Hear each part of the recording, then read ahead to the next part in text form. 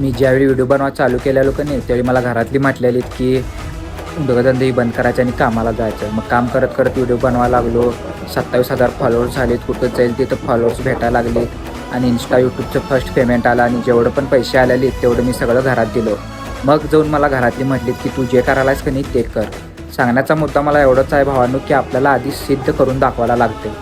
जेवढी पण पोरं आणि पोरी आता कंटेंट क्रिएशनमध्ये चालू केल्यात नवीन बिगिनर्स आहेत त्यांच्यासाठी फक्त एवढंच सांगतो की स्टार्टिंगच्या पिरियडमध्ये कोण सोबत नसते, कोण सपोर्ट करत नाही, सगळी चिडवत्यात, टोमणं मारतात, नावं ठेवतात, सगळं सहन करावं लागते आणि आपल्या जिद्दीवर ठाम राहावं लागते.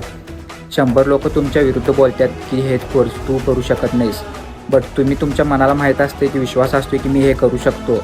तर त्या 100 लोकांना तुम्ही विरुद्ध जाऊन ते तुमचं काम करत राहावं लागते आणि ते सिद्ध करून दाखवायला लागते की हां तुम्ही हे चुकीचं बोलत होता आणि आज मी हे करून दाखवलं आहे. 3 वर्ष लागलं मला इथंपर्यंत यायला भावातून.